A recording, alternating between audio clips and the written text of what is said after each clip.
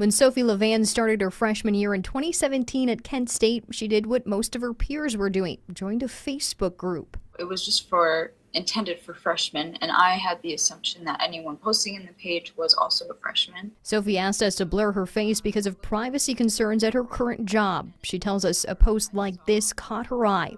Someone named Joe Takash offering money to anyone who would let him practice painting their face as a clown or skull. I thought it was a good offer because I didn't have a job at the time. I was into makeup and special effects, sort of makeup. So I thought if I could get face paint done and get paid, sounded like a win-win.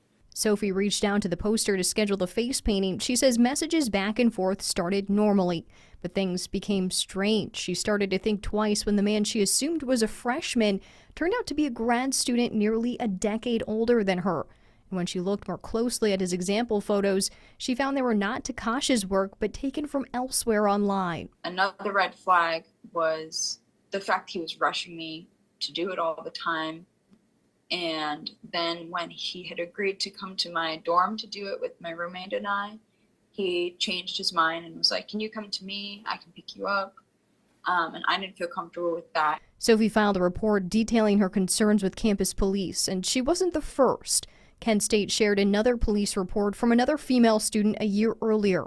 In it, the young woman told officers Takash found her number on a freshman Facebook page and had been contacting her the past year, asking if she was interested in having her face painted for one of his class projects. You say, like, Kent State face paint clown, like, I know exactly what you're talking about. Former student Lydia Eister never formally reported Takash, but she tweeted at the university in 2017 about him reaching out to her. If someone messaged me something and was like, "I'm gonna hurt you," I would report that, but he didn't say that. He was like, "I want to paint your face." And I'm like, this is weird. USA Today reports Takash was teaching classes at Kent State while working on his PhD. The outlet says he left after being charged with theft for entering peers' offices and taking a USB drive. And it reports he then filled a similar role at Northern Illinois University before taking an assistant professor position at Nicholls State University in Louisiana.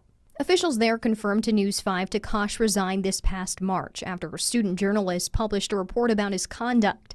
Several students told the Nicholls Worth Takash offered extra credit points to some who agreed to let him paint their faces. After his resignation, the university tells us it launched a Title IX investigation, and Takash is no longer affiliated with the school. The girls didn't know they're participating in his fetish, and he's having them do that without their consent.